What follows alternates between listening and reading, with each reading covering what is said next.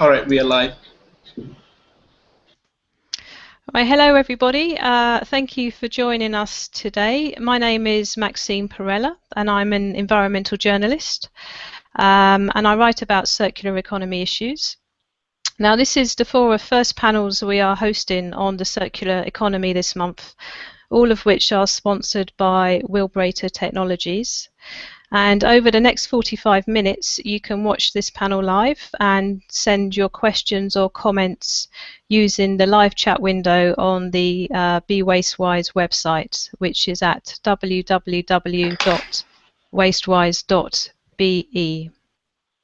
You can also tweet your questions via Twitter using the hashtag #TalkCircular, and we will try to answer as many of them as we can towards the end of this debate. And after this discussion, if you wish to know more about the other three panels taking place later this month, please visit the calendar page on the Wastewise website. Now, the theme of our debate today is how can the circular economy be made truly global to work across different countries and financial markets? Given that the circular economy work is still very much at the exploratory stage, it's an ambitious discussion to host in many ways, but it's better, I think, to challenge at the beginning of this journey rather than at the end. How we scale up the circular economy and make it work globally is one of the most important questions out there, I think. It needs to be transformational, it needs the participation of every country, region and community. And the right types of platforms for dialogue and knowledge sharing need to work in tandem with aligned material flow networks to really create some momentum around this issue. So who's up for the challenge? Well, I'm joined by two enthusiastic panelists today, and hopefully a third is coming on board shortly, and I will briefly introduce them now. First up, we have Christian Rudolph, who is CEO of NextCycle, which is an innovation sustainability firm based out in Germany. Christian is keen to explore how Germany can gain a foothold on the circular economy, as interest in this agenda is growing out there, but not much activity is taking place yet, I believe. Next up, we have Alex Lemille, who is CEO of Wise Impact. And this is a fairly new organisation committed to promoting the circular economy out in South Africa. Work again is at an early stage, and I'd be interested to find out more on Alex's take as to how the circular economy and its principles can be best applied within South Africa, given it is a developing nation. We're also hoping to be joined by Adam Minter, who is an American writer, and he has covered the global recycling industry for more than a decade. He's author of the book Junkyard Planet, and he also writes for some very reputable publications on waste issues, including the Wall Street Journal, Time Magazine, and National Geographic. So what I'd like to do first with Christian and Alex is really get a feeling from both of them on an opening statement, if you like, to keep it fairly brief, but to answer this question: should a global perspective be the starting point for a circular economy, or do we need to begin at a local level first? And if I can go to Christian first for his views. Thanks, Maxine. I hope you can read me all from Germany. First of all, thanks for inviting me and the opportunity to speak at this panel. My view on this topic is twofold. So from the global perspective, I think to raise the urgency and the awareness of a circular economy framework is easier to understand if you look from the global perspective in terms of material values or resource streams or raw material streams and product streams, as we are already living in a globalized market. But in terms of putting this into practice, I see it more convenient to go on the local level, especially because we already see those business models evolving, but those are maybe limited to the national borders or to EU borders or continental borders, but those are very limited to specific streams of material. Still, those show the best points for learning from them, or learning opportunities within those business models as to apply them on a global level. So let's start from a local perspective, but with the global economy in mind in terms of awareness. Okay, great. And Alex, could I have your views, please? Yes, sure. Thanks, Maxine, for inviting us to the panel today. Well, basically, it has to be taken at both levels, at local levels as well as global ones. I mean, we've just seen the European Union issuing a press release on setting up a framework around circular economy in parallel of local and regional initiatives in Europe. So that's exactly what we should expect from a European point of view as well as from local point of view. Obviously, I'm based in South Africa, but I'm following as well the European progress, as these progresses will be into other countries overseas. So I know, for instance, in my country of origin, in France, that World Forum Lille and Réseau Alliance from the northern France region is extremely active in circular economy and already addressing these points at the regional level as well as the European level. So inviting, there are a network of companies representing diverse companies from the region. So inviting them for a debate on how to set up the right framework for circular economy. So the same is going to happen. It's not happening as yet in South Africa. South Africa is still very early stage, as you mentioned in the introduction speech. There are few people who are experts in the waste management. There are waste associations. There are cities on one hand. There are industrial consortium, and on the other hand, that are questioning how to address the issues of waste.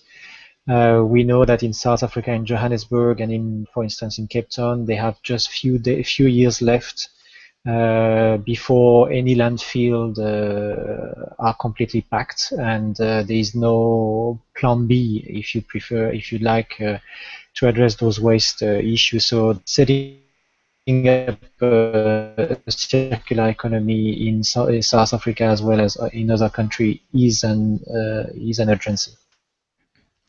Great. I'd like to come back to that at some point later in the discussion, but if I can go back to Christian, I think circular economy work is still quite early on, is it not, out in Germany? And it's something that you're looking to address. Yes, that's true. With regard to Germany, we already have a circular economy law in place, which was initiated in 2009 already. There we totally cancelled the term waste within our legislation. It was then replaced by a circular economy law, but it's not specifically a circular economy approach. It's more concentrated on the outer loop of the circular economy, meaning the recycling. There is no so much discussion or issues in Germany going on at the moment addressing the topics of reuse or reduce or service or performance-based economy approaches. It's more that we have a very early on sophisticated economy in the recycling business in Germany, very engineering driven, and therefore locked in this recycling economy, which is not that much, there's not so much theoretical and practical depth in this issue right now in Germany, although it's called the circular economy law. Yeah, it's very interesting, isn't it? I think in industrialized nations, you have established infrastructure there which can lock you into more of a linear economy.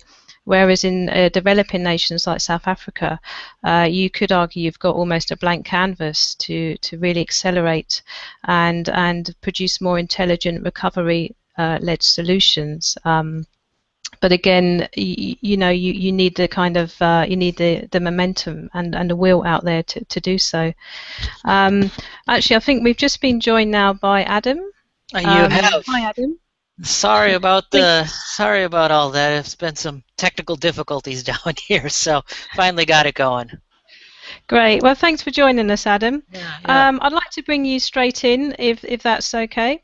Mm-hmm. We've talked a little bit around whether we need to take a global perspective to begin with on the circular economy, or do we begin at a local level first? And I think you're fairly familiar with the state of play out in the US and perhaps China. And I'd just like you to give your insights into that. Yeah, I mean, you know, I don't want to sound obnoxious in any way, but in a sense, I feel like there is, you know, sort of a globalized circular economy already, and in a sense, this has all sort of gotten ahead of us. I mean, what I do, you know, in my reporting, a big part of it is tracing global recycling, you know, around the globe, and it is very globalized, and in many cases, it's very circular, and it's becoming more so. So even though, you know, I know there are people who would like to, you know, sort of start localized movements, you know, to create circular economies, in a sense, it's already raced ahead. Right, Adam, you're just breaking up a little bit there. So I'm just going to we've got some backroom assistants here, so I think they're just going to address your sound issue, if that's okay, so we'll come back to you. I wanted to just bring up the topic which Alex referred to before, of the recent circular economy package that's come out of Europe. This has had quite mixed reviews, which is interesting. Some feel that it is too focused really on recycling targets and squeezing the best out of a linear economy. Adam, what I did here, referred to tracking material flow data. Now that's obviously very important, I think, in all of this. And I wanted to go back to Alex really and ask, the circular economy package, or the framework that's come out of Europe, would you say that is actually a circular economy package as such? Is it a proper enabling framework?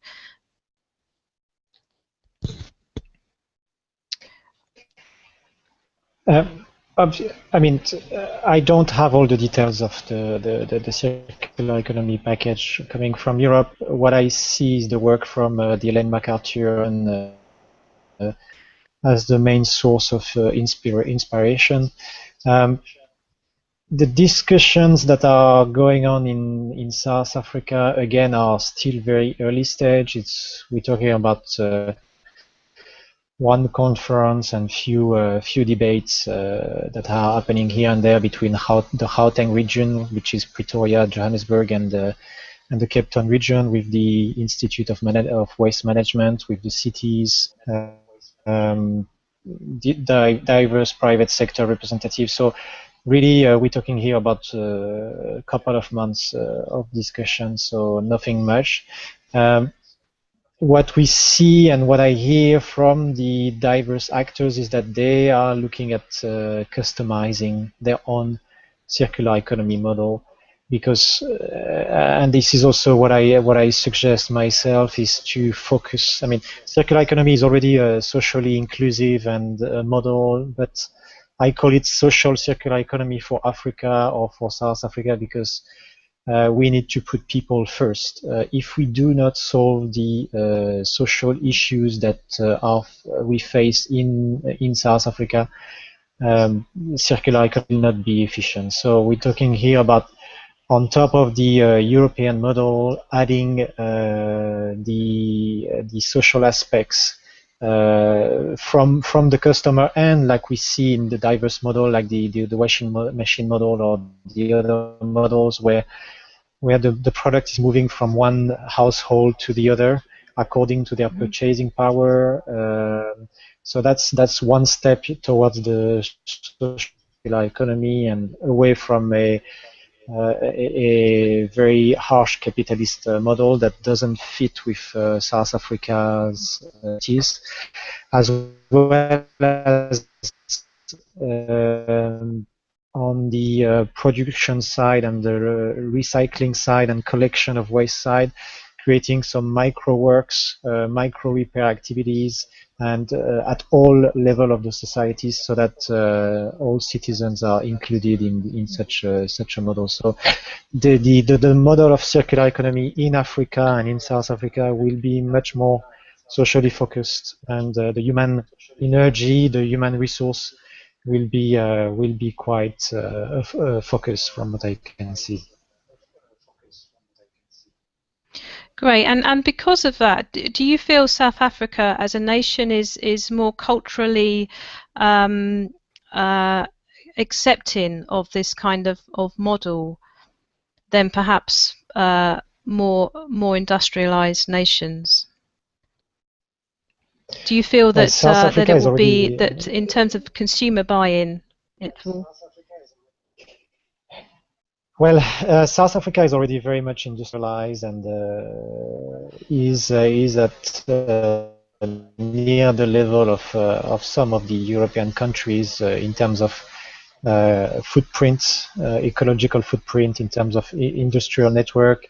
And given the history of South Africa, it's been a country that has been created by itself without having the international cooperation for quite some years. So they have developed a complete range of industries that were needed to build the country. So they face their own waste issues. They have a proper industrial network, and they are very much into the industrial revolution, and that we are all looking for. So the issues of South Africa are very similar to the issues of some of the European countries, together with some social issues that are inherent to the South African model. Obviously, history was there, and the past history is still very, very visible on our daily basis. So on one hand, you have citizens that are fully aware, fully knowledgeable to embark in a circular economy with what it takes to access product as a service, to create product to be made again. But on the other hand, you have a population that needs all the basic needs and are at the lower purchasing power end. So you have to come up with an hybrid model that would attract both ends of the society, and that's the adding complexity of the South African model. Great, that's very interesting. Christian, and Maxine, just to answer just to come up to your point, are they ready to use and reuse product? Well, in Africa, Africans are already reusing, recycling product without waiting for the state or for a framework. The product, I mean, obviously there is poverty level that are much higher, way of living and a way of reusing product that is part of the DNA of the people. So obviously it's done at the micro level. Mentalities are there, mentalities are ready. There is already for quite some time pay-as-you-use, pay-as-you-go models that are much more spread than in Europe. We know of the model of the mobile phone, connectivities. It's a pay-as-you-go model, much more renowned and spread than in Europe. So people are ready for accessing product, reusing product, recycling product. Yeah. Great. And Christian, in Germany, you talked about being locked in to a certain degree into established recycling practices.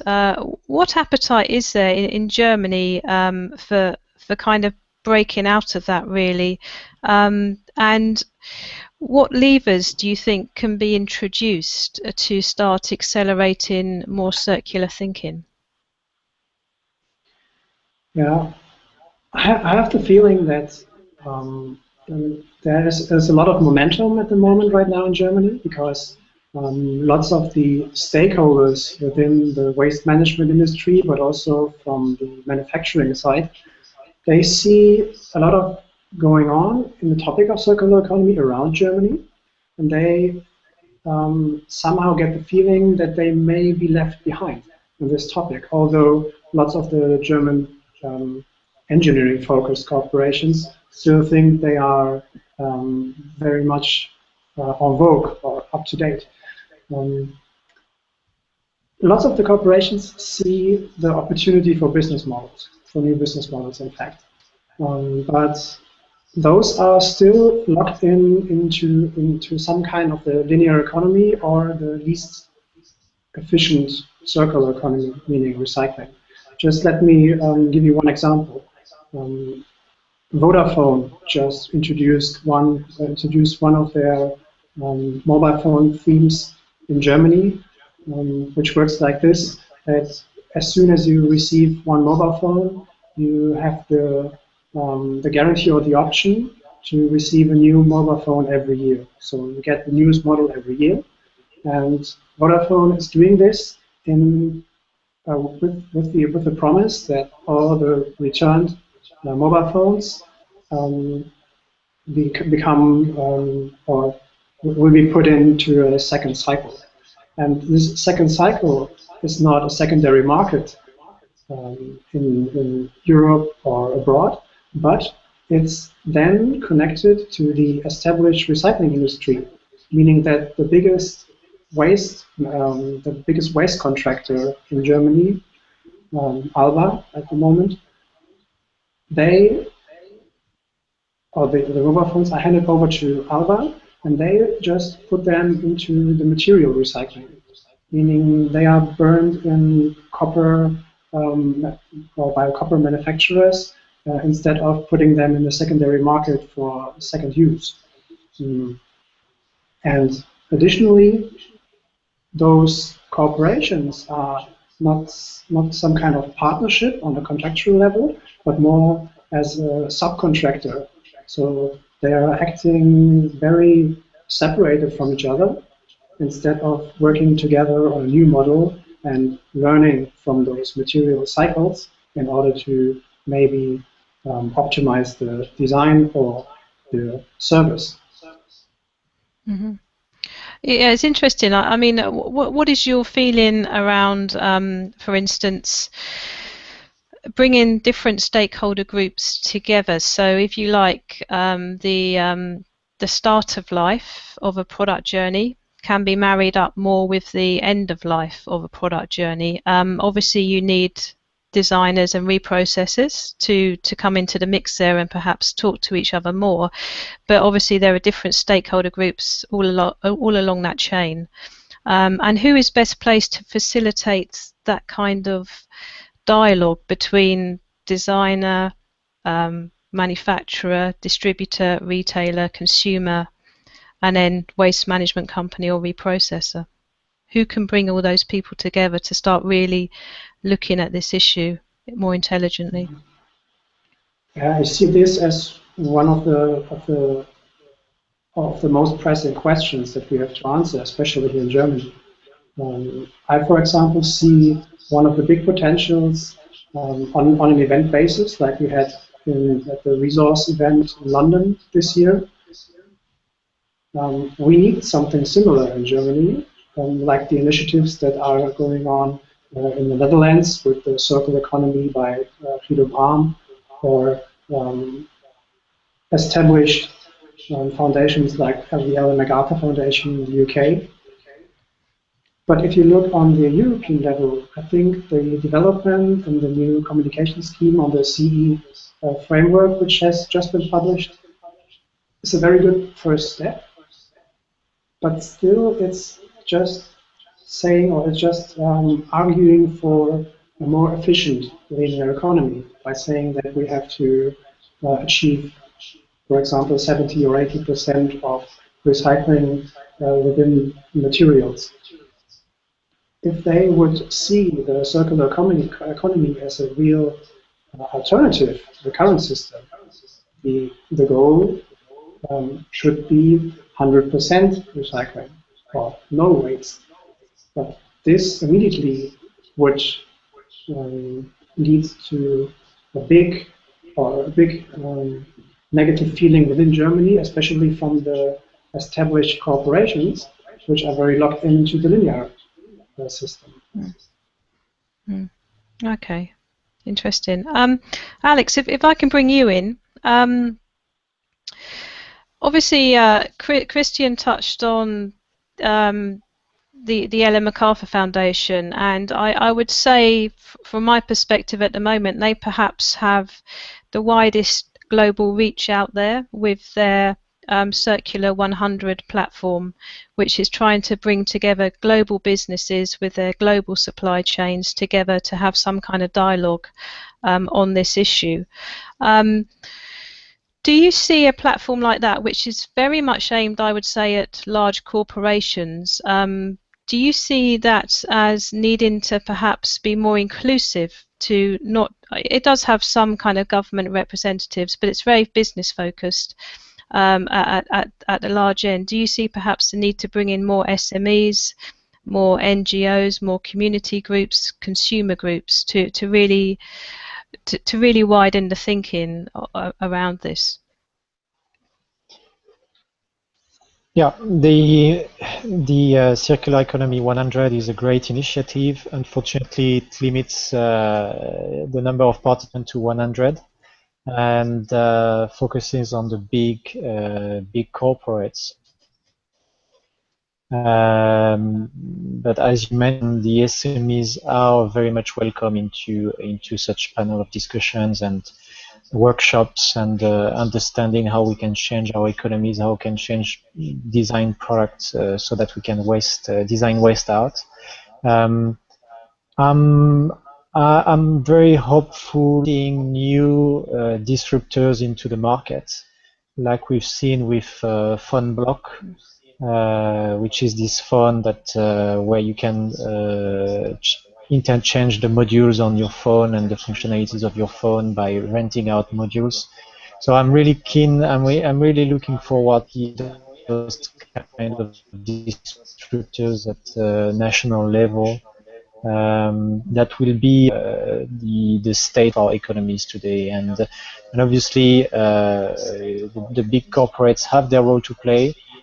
I'm not sure in terms of flexibility. I know one or two of these corporates that are very much exposed with the Ellen MacArthur Foundation, but internally things are moving very, very slowly, and nobody is really much aware of their interaction with on the circular economy aspects, because usually this kind of activities is managed by their foundation, and it's still very much taken as a CSR activity, which shouldn't be. So if the big corporates are not taking this more seriously, either the SMEs or new disruptors will come into the market and hopefully shake things up so we can expand.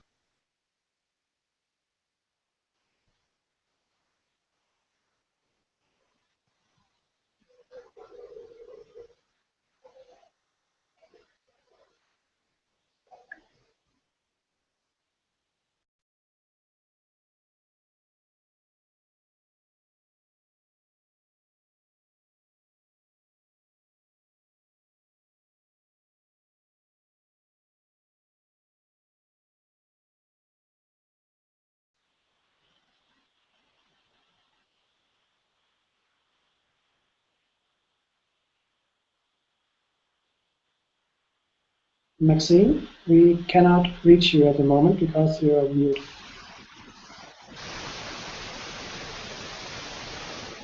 Right, is that better? That's better. Okay. That's better, yeah. Sorry, yeah, I don't know what happened there. Great. Sorry about that. Yeah, just wanted to pick up on this one point that Alex mentioned around the kind of new breed of disruptor, if you like, coming along like phone block. Interestingly, I saw a report recently about the rise of global repair cafes and hacker spaces, and some research has been done into this and suggests that because these are community or like a civil society response, if you like, to consumerism, and because they're community led, you're getting a lot of interesting people, very intelligent people coming together to work around product longevity, rebuild and repair work, and actually they could serve as future innovation hubs, if you like, for work around repair and product durability and product design. And if there's innovation happening there, there could also be commercial opportunities happening there as well. This is something that we'll touch upon on one of the other circular economy panels that is taking place later on.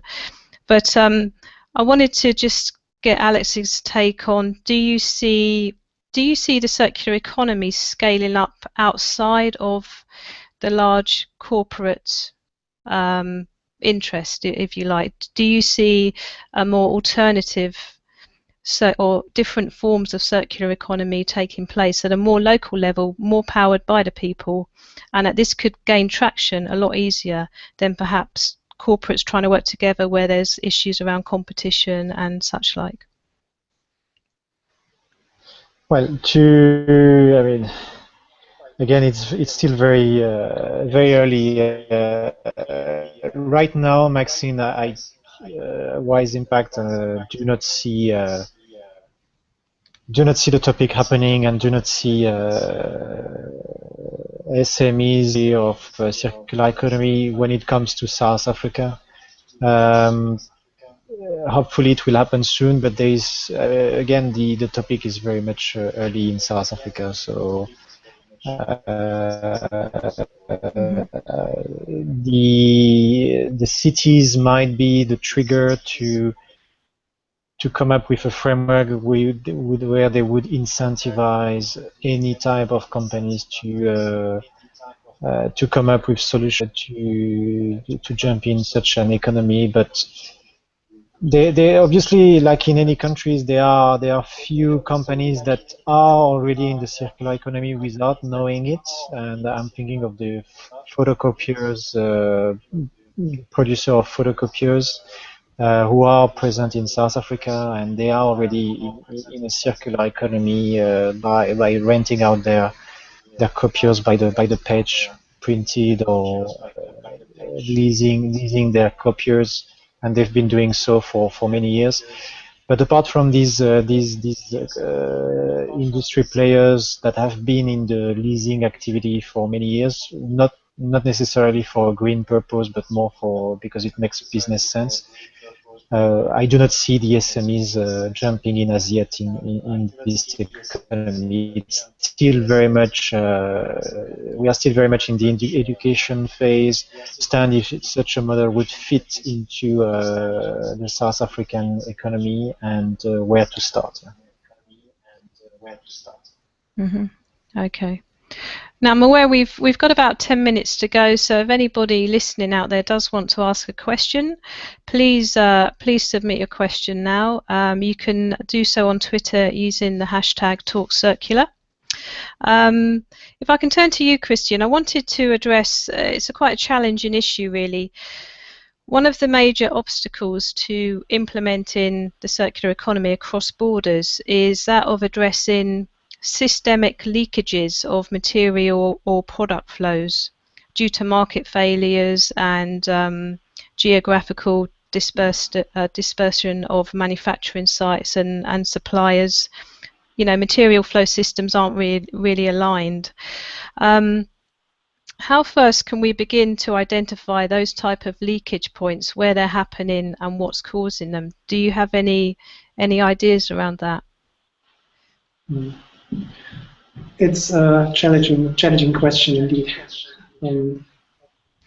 I think one of the first steps of work that have been done already, for example, is the work of Adam, who unfortunately cannot join us right now, but his work in the book Junkyard Planet, I think, from my point of view, points out some of the ways to go, meaning telling the stories of those materials.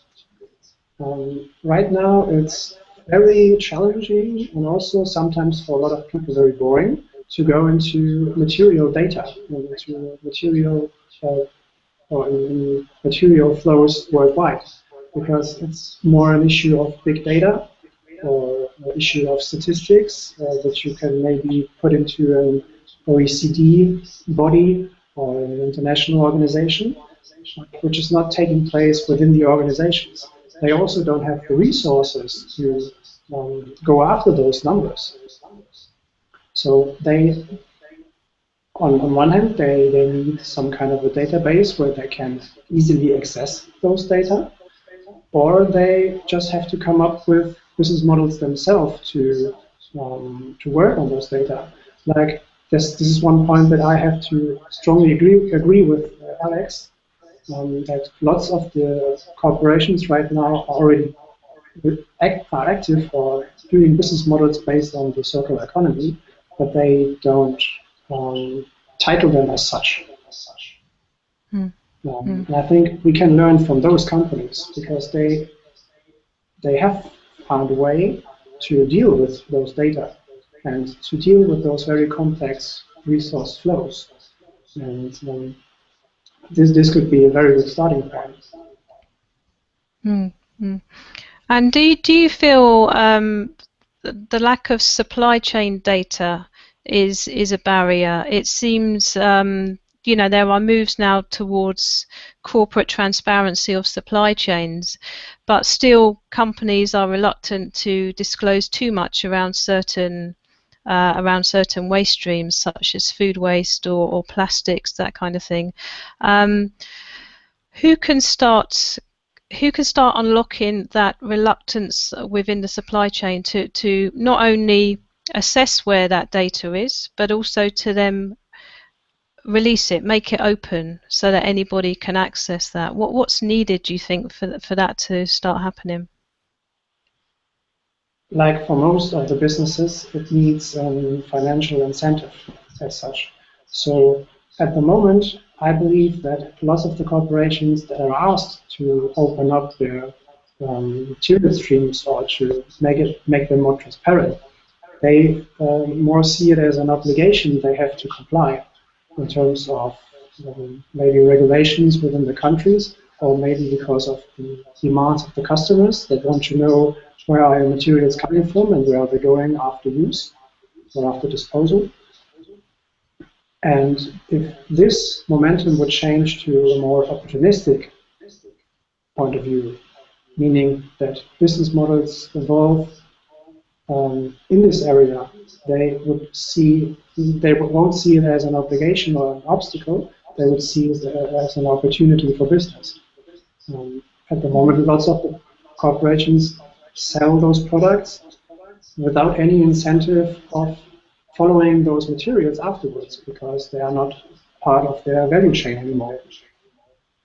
But the more disruptors or the more startups or SMEs come along with alternative models where material is valued after use, the more there's the opportunity and also the need for bigger corporations to go along with this as well. Great, okay. And Alex, would you agree that that kind of entrepreneurial SME momentum, that could be a great lever, if you like, for change, a disruptive lever, basically, in terms of accessing, or in terms of getting that kind of data? Yeah, it would, because one of the barriers I see about a responsible circular economy is the complexity of the supply chain. You just ask Christian about the supply chain. One of the barriers is the complexities, because we see it as well in the cradle-to-cradle certification, where from the silver level of cradle-to-cradle, you need to come up with the exact origin of the material and the composition of those material. And most of the time, the producer of the products don't always know where all the materials for their products are coming from, and digging into the supply chain in the cradle to most tenuous process ever, and that's why a lot of companies fail to reach a higher level of the certification. So simplifying the supply chain, coming up with new breed of entrepreneurs that would simplify the way products are being made from overseas. Maybe localize the production of the products so that we can trace the supply chain, and we can trace how all the components coming from. I believe would be part of the answer to a wider problem. Mm-hmm. Great. All right, we've only got a few minutes left, so I'm going to wrap up. A question has come in from one of the audience members, from Wastewaller, and they are asking, do we need a global discussion to achieve a definition for a circular economy? I think it's quite an interesting question, given that you've got competing things or perhaps complementary things going on around circular economy, cradle to cradle, that sort of thing.